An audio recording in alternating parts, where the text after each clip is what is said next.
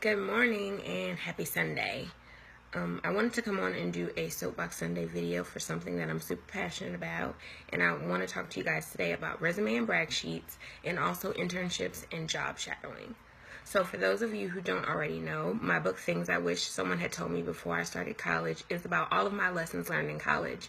And one of the things that I did learn is that internships and job shadowing or volunteering are going to be something that gets you a lot further than just your courses and your experience while in undergrad. So the first thing I want to talk about is your resume or your brag sheet. If you don't already have a job, you're 16 or 17 average. If you don't have a job, then you can more so target for a brag sheet. But if you have at least one job or have had a job, then you want to go ahead and do a resume. Obviously, you want to put that experience, your full job position, and 3 to 5 bullet points. But if you don't have a job, then you want to at least put 5 or 6 things that can describe yourself. So if I was using myself as an example, 17-year-old Shermise. I worked at Pacific Parks as a birthday party hostess. So I would talk about my experience and what I did. I hosted birthday parties. I set up. I clean up. Those are some of the things that I did. But if I didn't list that experience, I would list a few things about myself. So some things that I jotted down.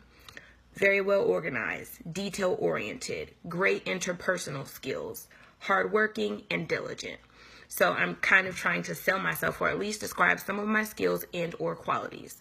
So for the resume and the brag sheet, you pretty much just want to be able to talk about yourself. Sometimes it's really hard to brag about your experience or things that you've done, but career-wise and professionally, you have to be able to comfortably say the things that you've accomplished. So again, your resume and your brag sheet should consist of your work experiences or just some things to help better describe yourself to a person that you're looking to internship with or to hire you.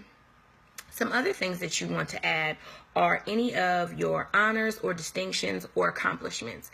If you volunteer, you want to list that experience. If you received any type of honors or accolades while in school, then you want to list those. If you had any type of accolades from church, you want to list those. Anything that's going to make you the absolute best candidate, that's what you want to put.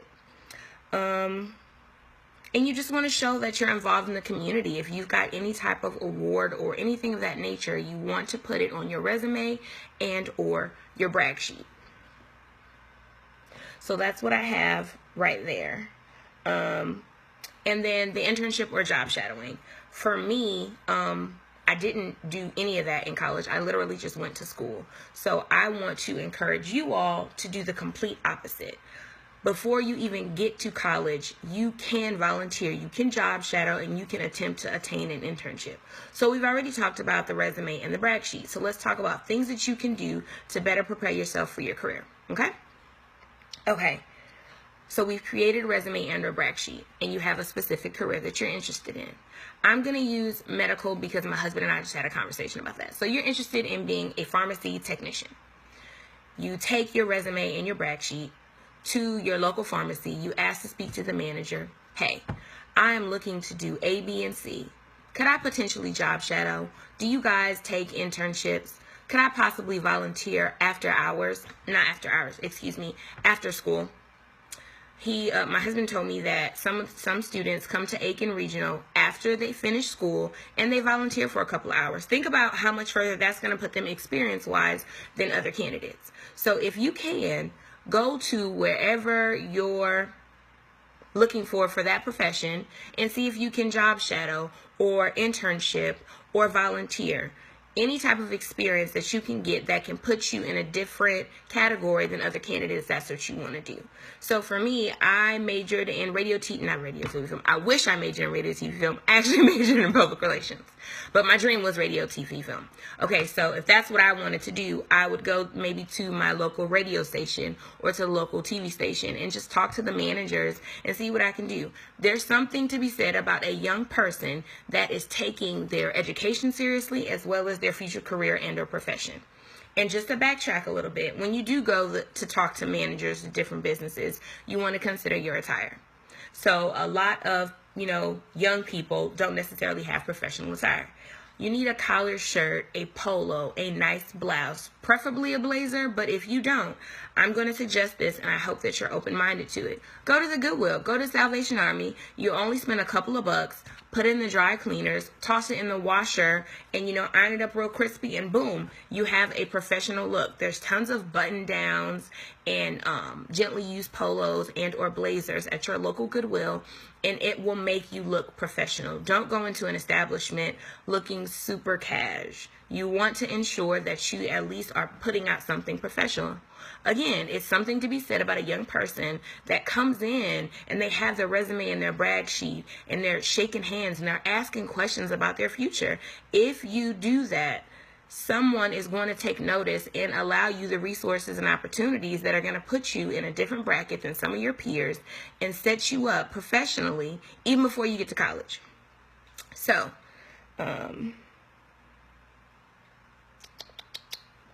that's pretty much what I have. I really just wanted to come on and talk about something that I didn't have an opportunity to do.